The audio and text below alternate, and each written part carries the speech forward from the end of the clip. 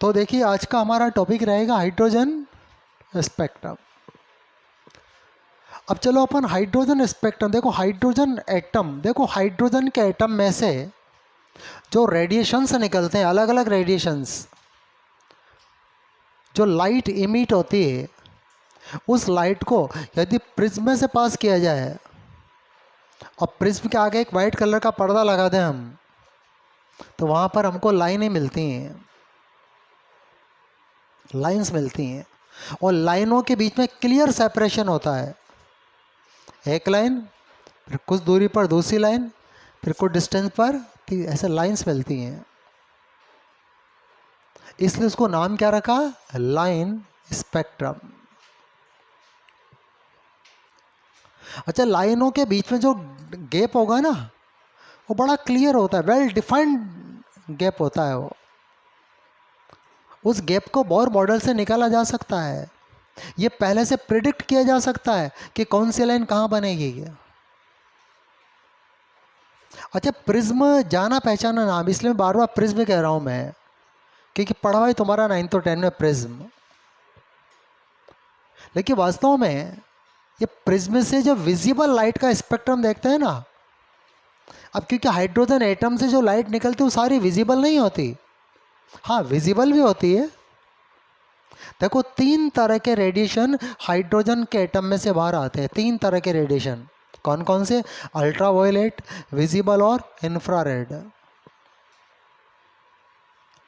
Hydrogen के atom में से 3 type of radiations emit, ultraviolet, visible और तीसरा इंफ्रारेड।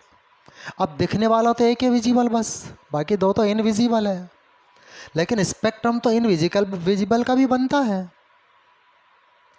तो लेबोरेटरी में जिस एपरेटस से स्पेक्ट्रम बनाया जाता है, उस एपरेटस का नाम है स्पेक्ट्रोस्कोपी।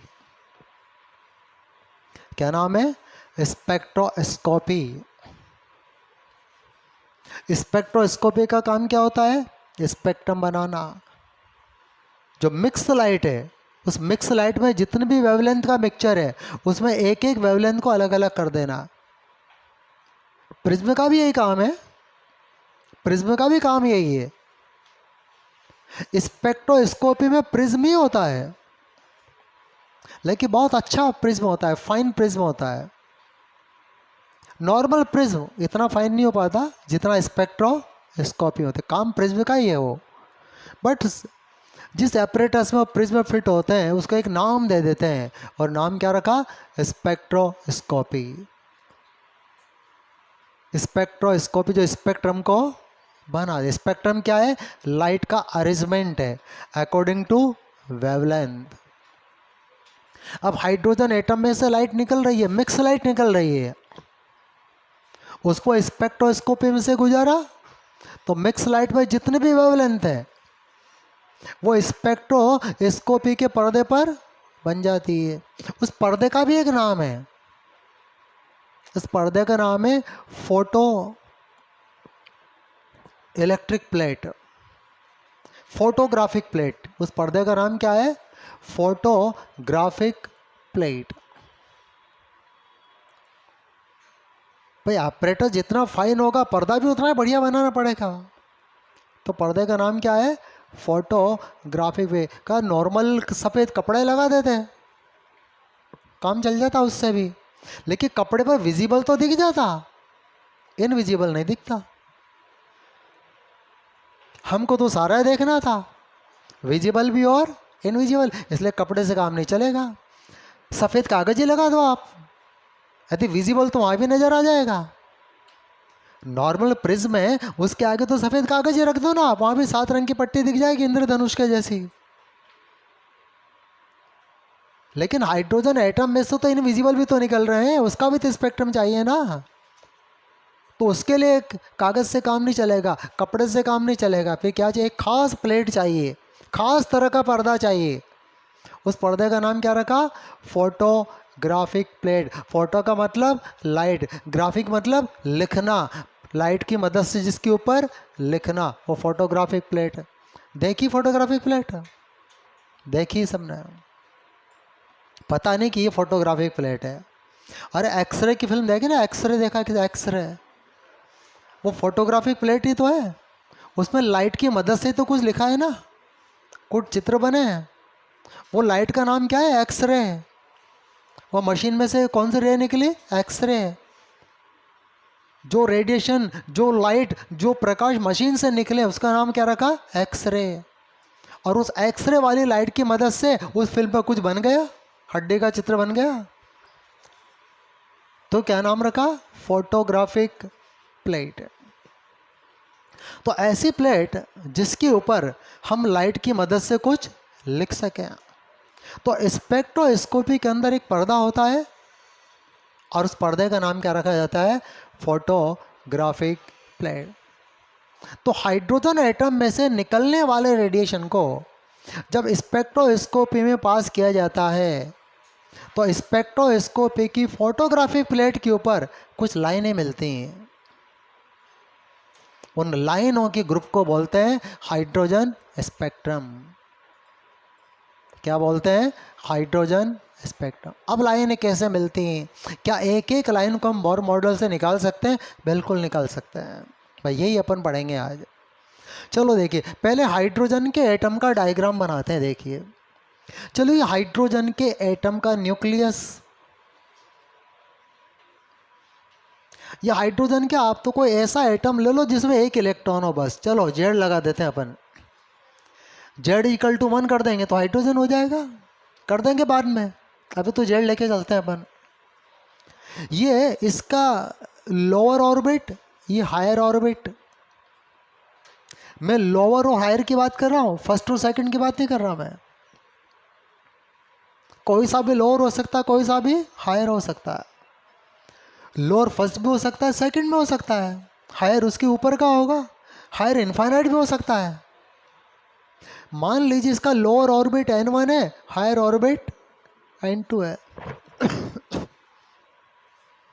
लोअर ऑर्बिट में सपोज करो इलेक्ट्रॉन की एनर्जी E1 है, हायर ऑर्बिट में इलेक्ट्रॉन की एनर्जी E2 है। लोअर और हायर की बात कर रहा हूं मैं, फर्स्ट और सेकंड की बात नहीं कर रहा। फिर ध्यान दीजिए, मैंने ऑर्बिट नंबर क्या लिखा? n1, ऊपर क्या लिखा? n2। n1 में इलेक्ट्रॉन की एनर्जी लिखी मैंने E1, हायर में लिखी मैंने E2। ये E1 फर्स्ट ऑर्बिट में इलेक्ट्रॉन की एनर्जी नहीं है, लोअर ऑर्बिट में इलेक्ट्रॉन की एनर्जी है। वो लोअर फर्स्ट भी हो सकता है, सेकंड भी हो सकता है।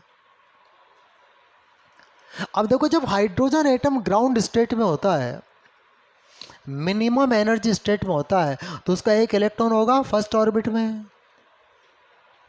और जब वो फर्स्ट ऑर्बिट में होगा, न तो रेडिएशन को इमिट करेगा और न रेडिएशन को एब्जॉर्ब करेगा। अब हमने हाइड्रोजन एटम को एनर्जी दी, कैसे दी? कुछ भी कर लो, भट्टी में गर्म कर लो, लाइट की भीड़ में छोड़ दो उसको, किसी भी फॉर्म में एनर्जी दी। हथौड़ी मार दो एटम के ऊपर, वो भी एनर्जी दे रहे हैं हम। किसी भी फॉर्म में एनर्जी दी हमने, गैस पे गर्म करके दी, दे सकते हैं, रगड़ के दी, दे सकते हैं, सनलाइट में रख दिया, दे सकते हैं। भाई एनर्जी के डिफरेंट फॉर्म्स हैं। सनलाइट से भी वो एटम एनर्जी ले लेगा, भट्टी से भी एनर्जी ले लेगा, रगड़ने से ले लेगा, आवाज़ करने से भी ले लेगा, वो इलेक्ट्रिक फील्ड में भी ले लेगा। वो दो मेटालिक प्लेट लगा दी, एक को इलेक्ट्रिक के नेगेटिव टर्मिनल से, एक को पॉजिटिव टर्मिनल से जोड़ दिया, उन प्लेटों के बीच में एक फील्ड बनेगा, उस फील्ड का नाम क्या रखा जाएगा? Electric field. वहाँ से भी एनर्जी ले लेगा वो। इलेक्ट्रिक भी तो एनर्जी है ना। There are kind of form of the energy in nature. हमने हाइड्रोजन के एटम को एनर्जी दी कुल मिला करके, तो क्या हुआ कि ग्राउंड स्टेट का इलेक्ट्रॉन कहाँ चला गया? अपर स्टेट में। अपर स्टेट, आप किसी भी अपर में जा सकता है, इनफाइनाइट में भी जा सकता है। वो डिपेंड करेगा उसने कितने एनर्जी एब्जॉर्ब कर ली। कि सब सारे एटम एक ही जैसी एनर्जी एब्जॉर्ब नहीं करेंगे क्या? नहीं करेंगे। पर हाइड्रोजन का एक एटम तो कहाँ से लाओगे? बहुत सारे अनकाउंटेबल एटम लोगे ना आप तो। एक कांच की नली में, एक कांच की ट्यूब में हाइड्रोजन गैस भरी और उसको भट्टी में झोंक दिया हमने, ये लो दे दिया एनर्जी। सनलाइट पर रख दिया, दे दिया एनर्जी। उसमें तो बहुत सारे एटम होंगे ना। अब अलग अलग एटम अलग अलग मैग्नीट्यूड में एनर्जी एब्जॉर्ब कर लेगा। सब सारे एक ही क्यों नहीं करेंगे, पर जिसके पल्ले जो पड़ गया उसने ले लेंगे। तो ऐसा भी होता है कि ऐसा हो सकता है, होता है ऐसा। कहाँ होता है? क्लास में होता है। एक ही टीचर पढ़ाता है, सब अलग अलग गेन करते हैं। सब टीचर इलेक्ट्रॉन में या स्टूडेंट इलेक्ट्रॉन में कोई फ़र्क नहीं, कि कोई फ़र्क नहीं है। क्यों? क्योंकि सब इलेक्ट्रॉन से बने हैं। इलेक्ट्रॉन से आपके एटम बने, एटम से मॉलिक्यूल, मॉलिक्यूल से बायोमॉलिक्यूल, सिंपल मॉलिक्यूल से कॉम्प्लिकेटेड मॉलिक्यूल, उसे बायोमॉलिक्यूल, बायोमॉलिक्यूल से सेल, और सेल बनते ही समझदार हो जाता है वो। सेल बनते उसमें अकल आ जाती है, पता नहीं कहाँ से आती है, ये तो कोई नहीं जानता आज तक। ये तो बड़ा सीक्रेट है, उस मॉलिक्यूल में अकल कब आती है। ये बहुत बड़ी डिस्कवरी का पॉइंट है। पूरी दुनिया में आज भी डिस्कवरी चल रही है इसके ऊपर, कि जिनसे जीव जंतु बने वो सारे एनर्जी हुए हैं। कार्बन, हाइड्रोजन, इसी से तो बने ना हम। ये तो सारे एनर्जी हुए हैं। फिर हम सजीव कैसे हैं? हम बोल कैसे रहे हैं, सोच कैसे रहे हैं, रो कैसे रहे हैं, गा कैसे रहे हैं, खुश कैसे हो रहे हैं? तो भाई इसलिए हो रहे हैं क्योंकि एटम भी बोल सकता है, गा सकता है, खुश हो सकता है, रो सकता है, सब कर सकता है वो। सब कर सकता है। डिस्कवरी इस ओर बढ़ रही है, खोजें इस ओर बढ़ रही है। हाँ, तो खैर बात चल रही थी अपने कि अलग अलग एटम में इलेक्ट्रॉन क्या करेंगे, अलग अलग अमाउंट में एनर्जी एब्जॉर्व करेंगे, और अलग अलग अपर शेल में वो चल जाएंगे। अब अपर शेल में चल तो जाएंगे, बाकी रुकेंगे नहीं वहाँ, वो वहाँ रुकेंगे नहीं वो, क्योंकि वहाँ उनकी एनर्जी हाई है। आप घर से बाहर निकल तो जाओगे रूट के, लेकिन ज़्यादा टिकोगे नहीं बाहर तुम। हर जगह धक्के मिलेंगे, रिप्रेशन मिलेगा, वापस लौट के घर ही जाना है तुम्हें।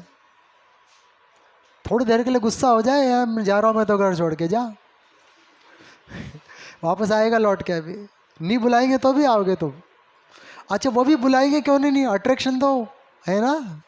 नामुमकिन है कि ना बुलाए, तुम्हारा भी नामुमकिन है कि दोबारा लौट के ना जाओ। और जाओगे गिड़गड़ाओगे, मुझे माफ़ कर देना मम्मी, अरे आई एम वेरी सॉरी, मुझसे गलती हो गई थी। फिर वो भी कहेंगे नहीं नहीं बेटा तेरे से कोई गलती नहीं हुई, वो तो हमारी गलती थी।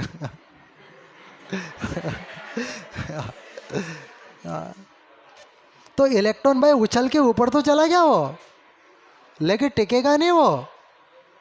वहाँ उसकी एनर्जी ज़्यादा है, अट्रैक्शन कम है, वापस लौट के नीचे आएगा। और जब वापस लौट के नीचे आएगा तो जितनी एनर्जी एब्जॉर्व की थी ना, उतनी मीट भी करेगा।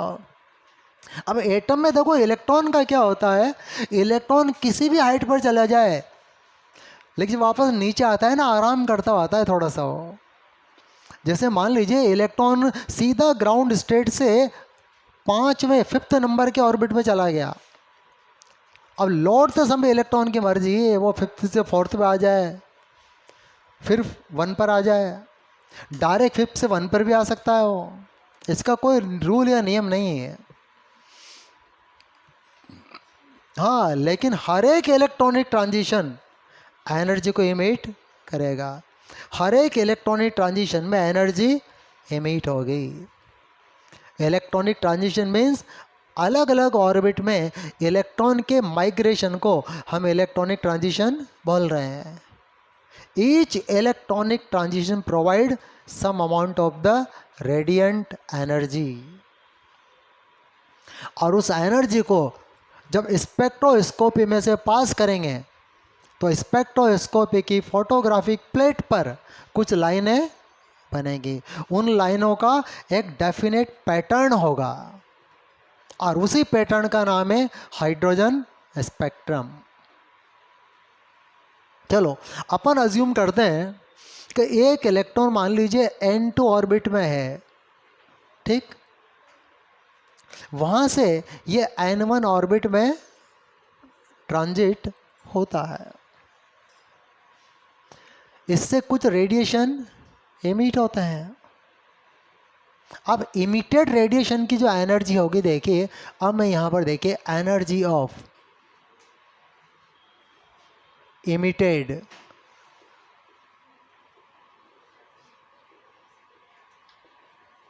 रेडिएशन, यानी कि डेल्टा ए इक्वल टू कितनी होगी, E2 माइनस E1।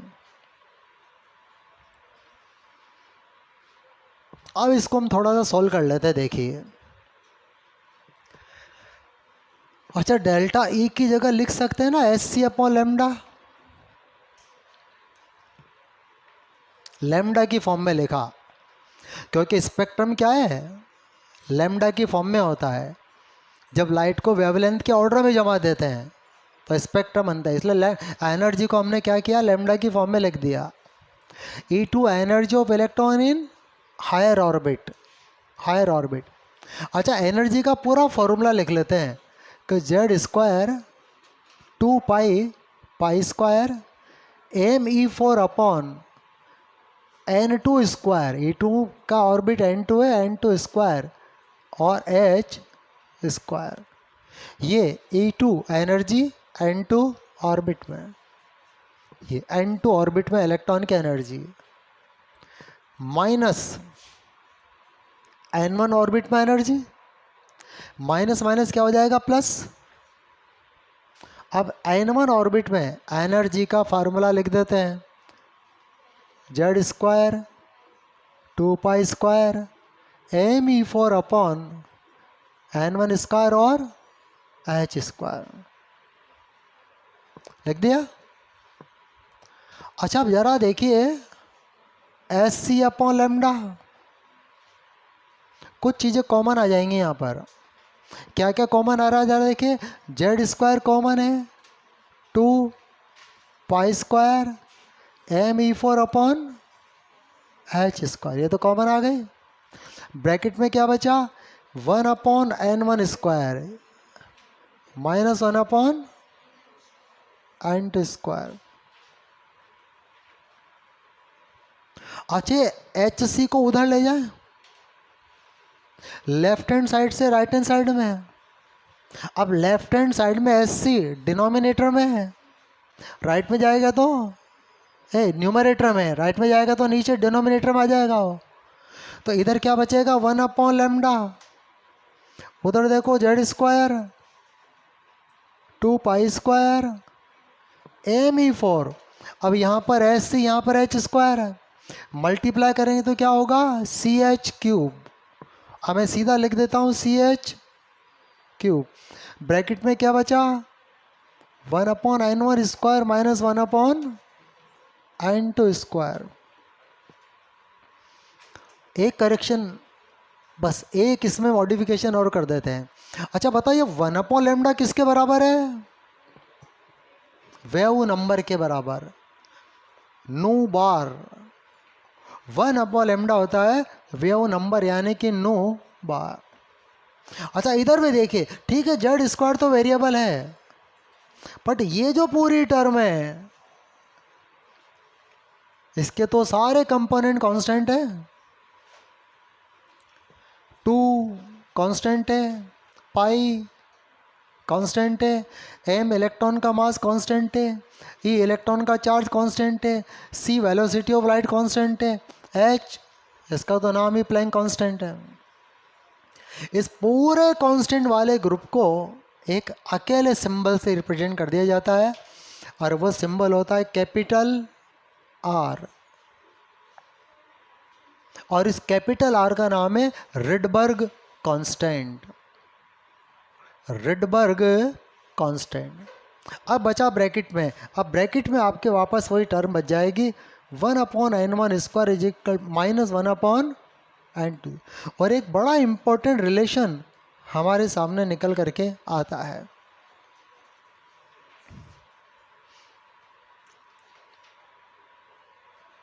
ये जो R है इसका नाम है रिडबर्ग कांस्टेंट। अब देखिए इधर, अब थोड़ा ये R के बारे में चर्चा कर ले। देखिए, देखो यहाँ पर जो हियर R इक्वल टू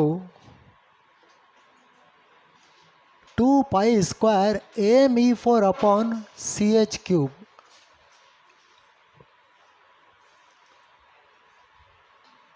हम इसको कहते हैं R is Rydberg constant, R का यहाँ पर नाम होगा रिडबर्ग कांस्टेंट। अब इसकी मैथमेटिकल वैल्यू कितनी होती है?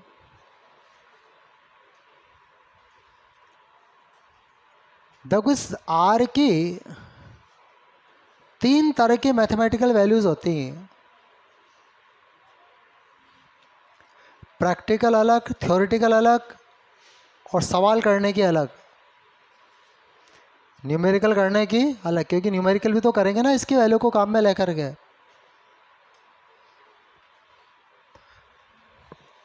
अब देखो तीनों तरीके से तो, क्योंकि ये तो कांस्टेंट है, गिवन होता है हमेशा क्वेश्चन में, तो एक वैल्यू तो ये देखिए 109737।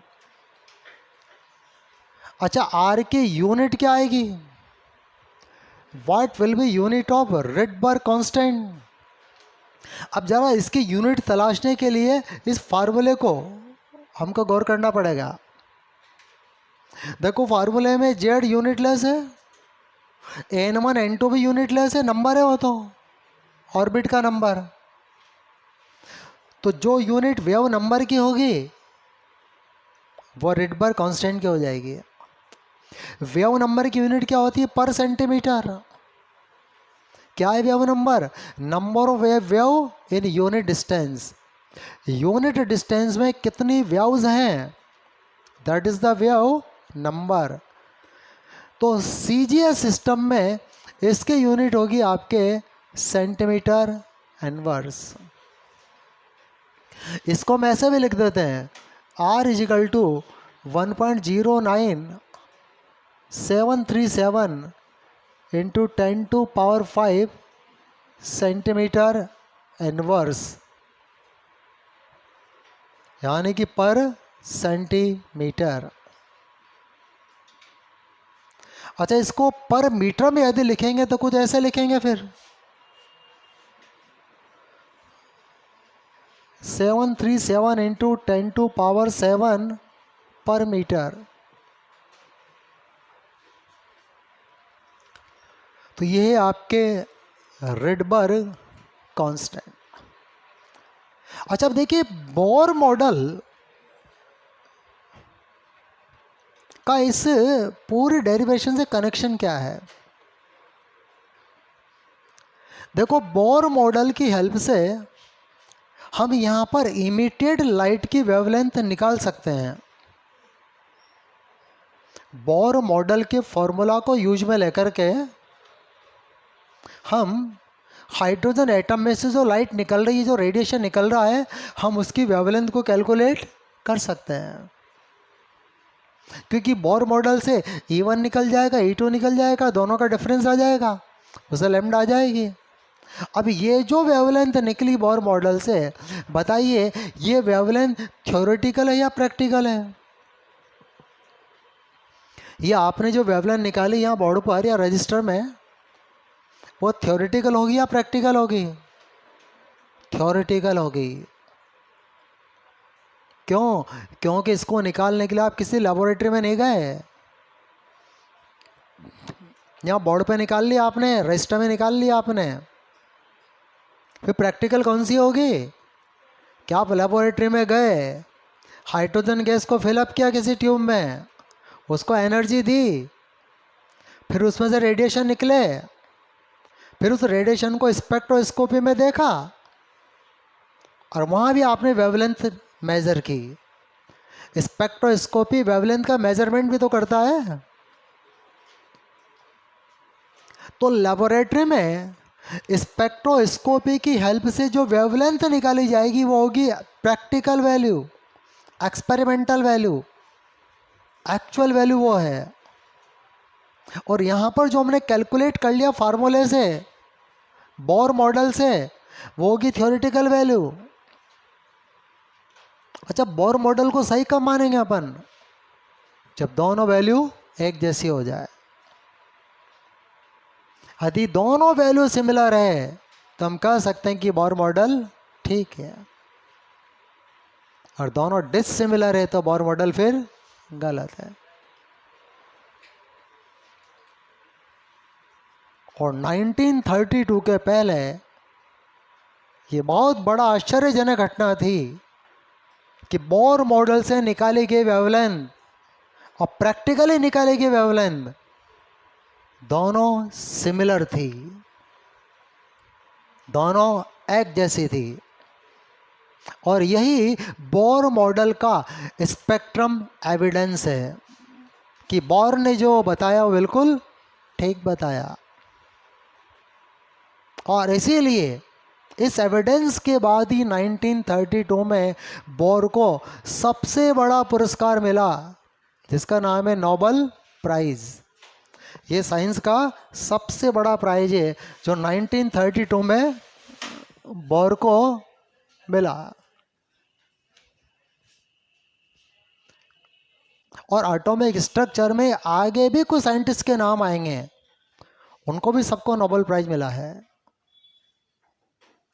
बहुत सारे Nobel prize winning science atomic structure में काम आती हैं। तो ये उस समय की बहुत बड़ी इन्वेंशन थी। इट वाज ग्रेट, क्योंकि नोबेल प्राइज हर किसी को नहीं मिलता। अच्छा, भारतीय वैज्ञानिकों को अब तक कितने नोबेल प्राइज मिले?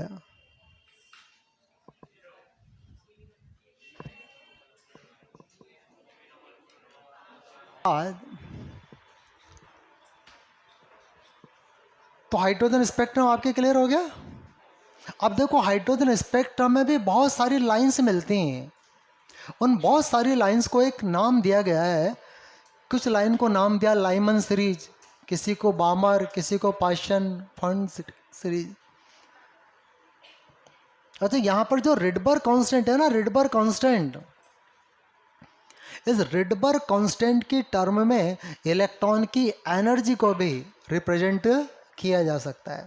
चलो इस चीज़ को और देख लेते हैं, उसके बाद फिर अपन टाइप ऑफ स्पेक्ट्रम लाइन देखेंगे यहाँ पर। तो देखिए, energy of electron in term of Rydberg constant. देखिए अगला हेडिंग यहाँ पर डालिए, energy of electron in term of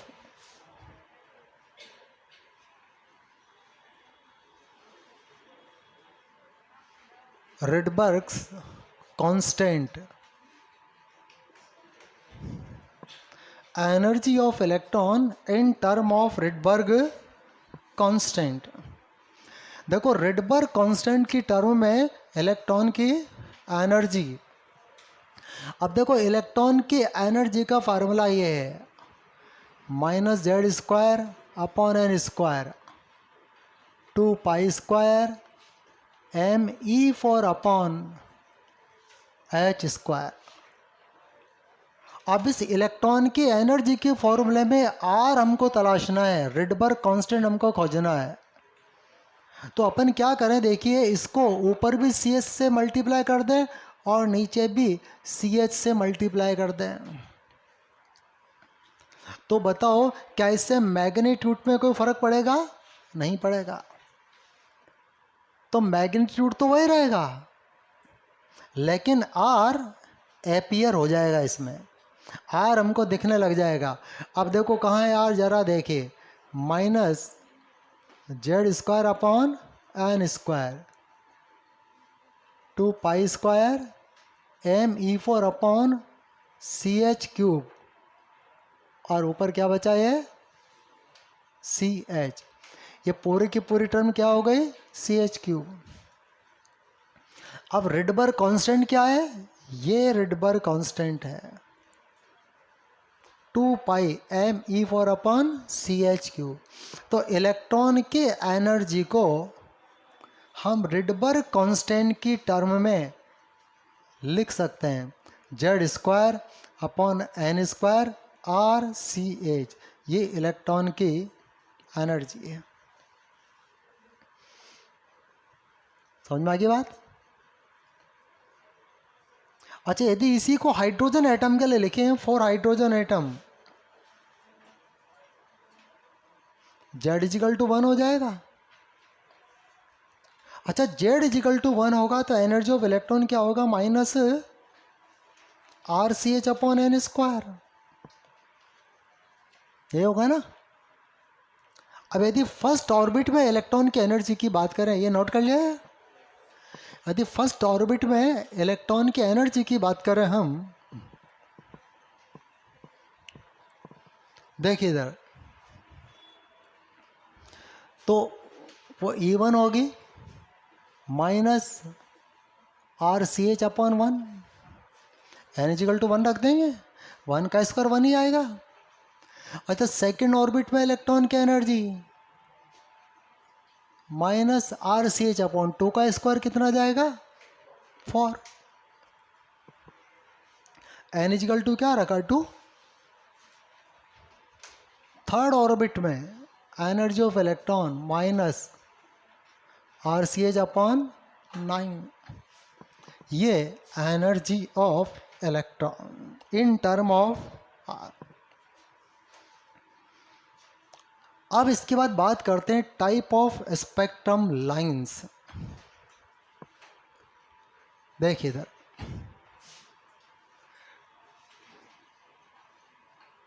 type of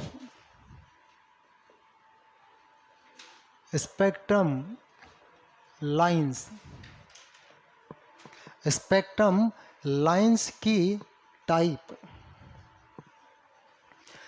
देखो स्पेक्ट्रम लाइन की टाइप में, नोट कर लिया है, मिटा दो इसे, उतारो चलो, क्योंकि यहाँ मुझे एक एनर्जी डायग्राम बनाना है मुझे।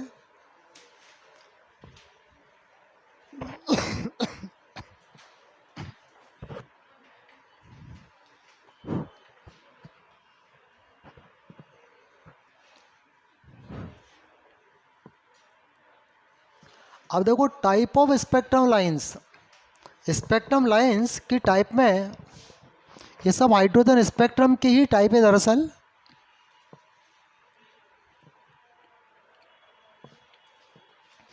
देखो एक एनर्जी डायग्राम हाइड्रोजन या हाइड्रोजन जैसे एटम्स के लिए, जिसके पास एक इलेक्ट्रॉन होता है।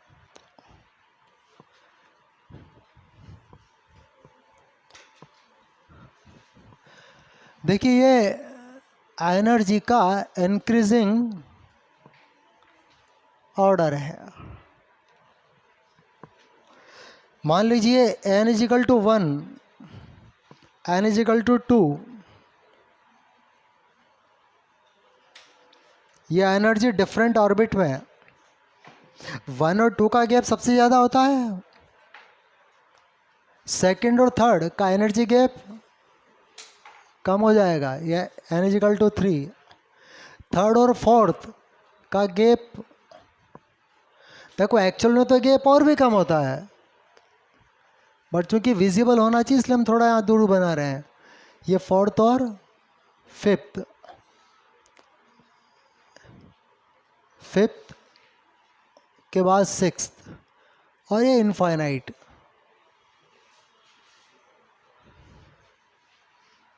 ठीक है,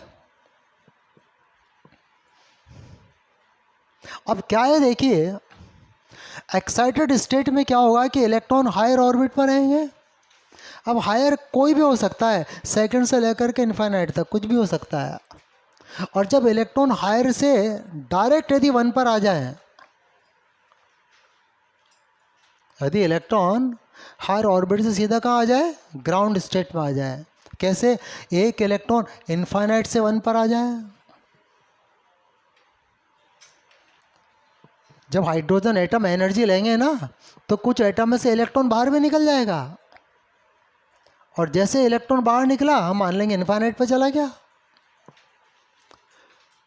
6 से 1 पर आ जाए, सीधा 1 पर आ जाए, आ सकता है और आता ही है, तभी तो स्पेक्ट्रम बनता है। 5th से डायरेक्ट 1 पर आ जाए, 4th से सीधा 1 पर, 3rd से सीधा 1 पर, और सेकंड से डायरेक्ट n=1 पर। और इस हर एक इलेक्ट्रॉनिक ट्रांजिशन से जो रेडिएशन का इमिशन होगा, और उससे जो स्पेक्ट्रोस्कोपी की फोटोग्राफिक प्लेट पर जो लाइनें बनेंगी, उन लाइनों को साइंटिस्ट ने एक नाम दिया है, सारी लाइंस को नाम क्या दिया है? Lyman series. उसको एक नाम दे दिया लाइमन सीरीज।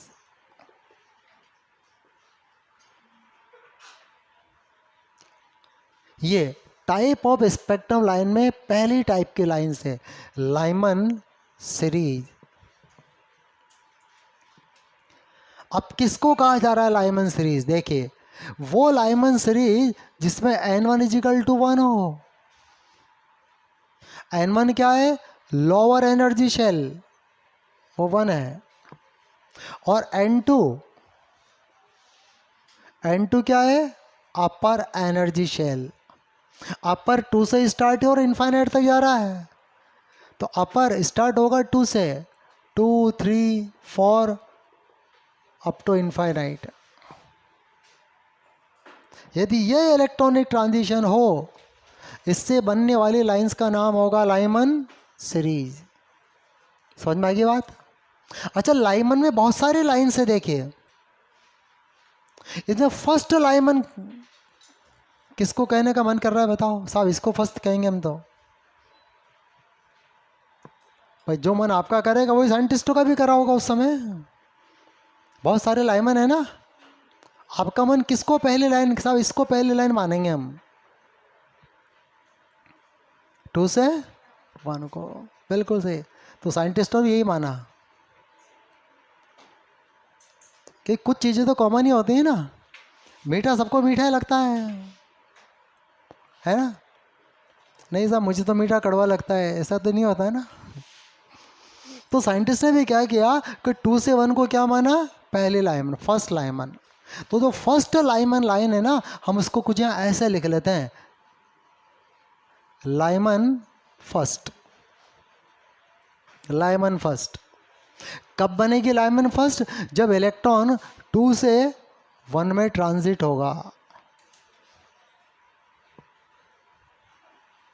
अच्छा, एक चीज देखो, जितनी भी लाइमन लाइन से हैं,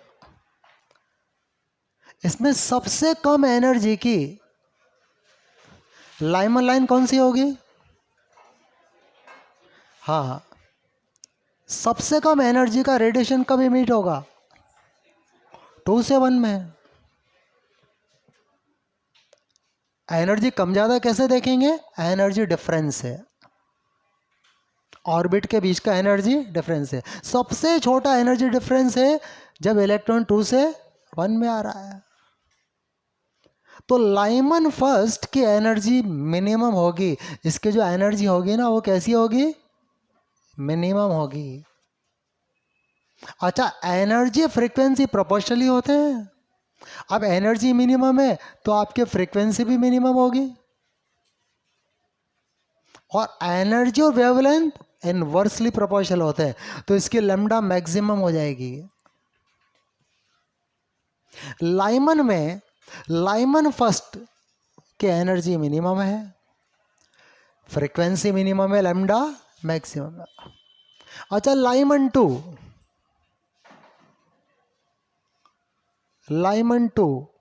उसको कहेंगे इलेक्ट्रॉन 3 से 1 में जा रहा है। अब कई बार एग्जाम में बड़ा कंफ्यूज होता है, 3 से 2 में भेज देते हैं इलेक्ट्रॉन को हम। 3 से 2 नहीं है, 3 से 1 में, तो बनेंगे लाइमन 2। अच्छा, लाइमन लास्ट, आखिरी लाइमन लाइन, यानी कि लाइमन इनफाइनाइट। इनफाइनाइट कि इसके बाद कोई लाइमन नहीं है। आखिरी लाइमन क्या होगी?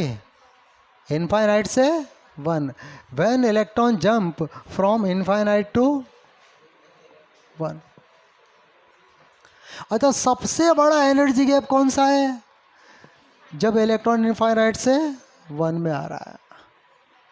तो हाइड्रोजन स्पेक्ट्रम में सबसे ज़्यादा एनर्जी का रेडिएशन यही निकलता है जब इलेक्ट्रॉन इनफाइनाइट से फर्स्ट ऑर्बिट में आता है।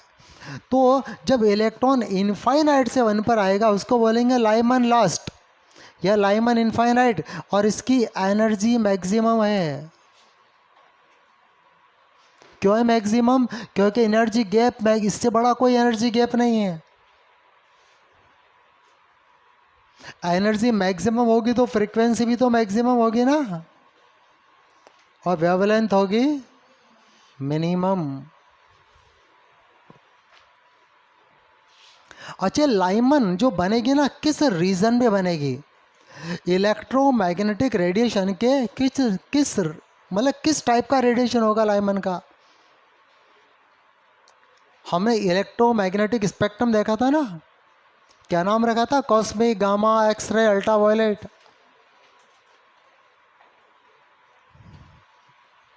तो देखिए ये बनती है अल्ट्रावायलेट रीजन में। क्यों बनती है अल्ट्रावायलेट में? आप हाइड्रोजन एटम में वेवलेंथ निकाल के देख लो। जब इलेक्ट्रॉन सेकंड से 1 में आ रहा है या इलेक्ट्रॉन इनफाइनाइट से 1 में आ रहा है, तो जो वेवलेंथ निकालोगे ना, ये वेवलेंथ कहाँ, किस रेंज में आएगी? अल्ट्रावायलेट की रेंज में आएगी। इसलिए स्पेक्ट्रोस्कोपी की फोटोग्राफिक प्लेट में भी ये कहाँ बनती है? यूवी रेंज में बनती है। अच्छा, विजिबल होगी इनविजिबल होगी? इनविजिबल। नॉर्मल पर्दे पर नहीं दिखेगी, फोटोग्राफिक प्लेट पर दिखेगी। ये समझ में आ गया? ये पहली फर्स्ट टाइप की स्पेक्ट्रम लाइन। और अब सेकंड टाइप में आइए, देखिए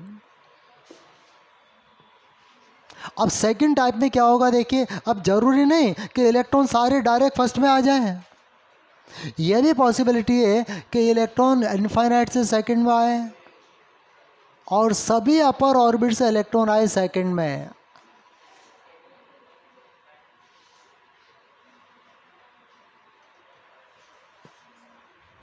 ठीक है? और इससे जो रेडिएशन इमिट होंगे, उन रेडिएशन के कारण जो लाइंस बनेंगी, उनको साइंटिस्टों ने नाम दिया है बामर सीरीज। तो सेकंड यहां पर जो बनती है, देखिए वो बनती है बामर सीरीज।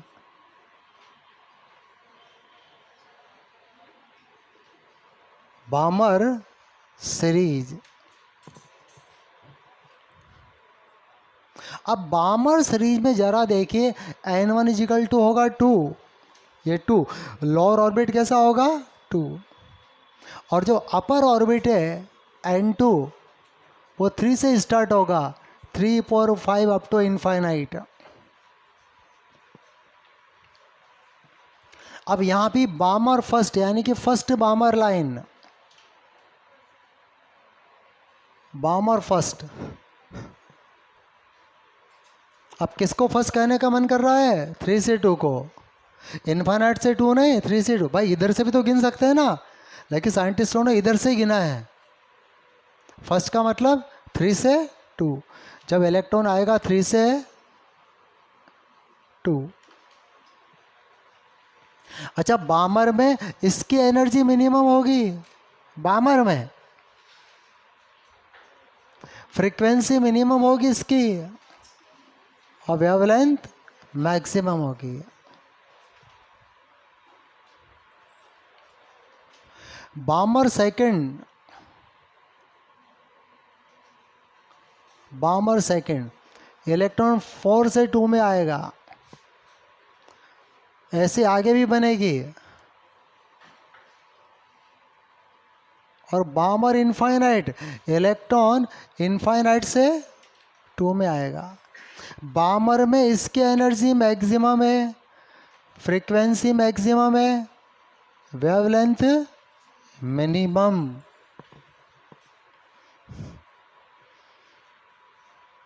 अच्छा, जरा मुझे कॉमन सेंस से सोच के बताओ कि बामर का रीजन क्या होगा। जैसे लाइमन किससे बनी? यूवी में, अल्ट्रावायलेट में। तो बामर किससे बननी चाहिए?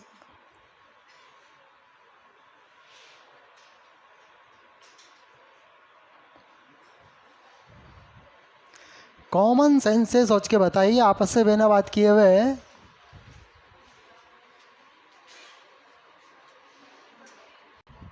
कम जो एनर्जी होती है ना, वो विजिबल की होती है, और यह लाइमन से कम एनर्जी बामर की है। देखो एनर्जी गैप से पता लग रहा है। तो इसका रीजन कैसा होगा? विजिबल। अच्छा, इसमें जो पहला जो रेडिएशन निकलेगा ना, ये रेड कलर का निकलता है।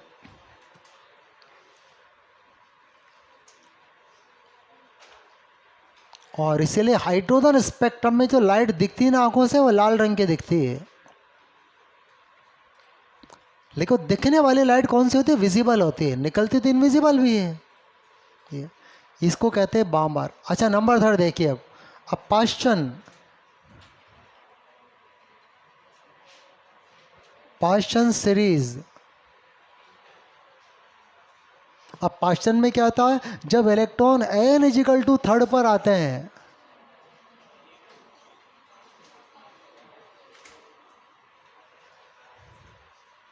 तो पाश्चन में जरा देखिए, पाश्चन है, पी है ना, पाश्चन। जब इलेक्ट्रॉन अपर ऑर्बिट से 3rd ऑर्बिट में आते हैं तो बनेगी Paschen. n equal to 3, n1 equal to 3, n2 equal to 4, 5, 6 up to infinite, तो बनेगी पाश्चन सीरीज। अब यहाँ पर देखिए, यहाँ भी जो पाश्चन फर्स्ट बनेगी, इसमें इलेक्ट्रॉन आएगा 4 से 3,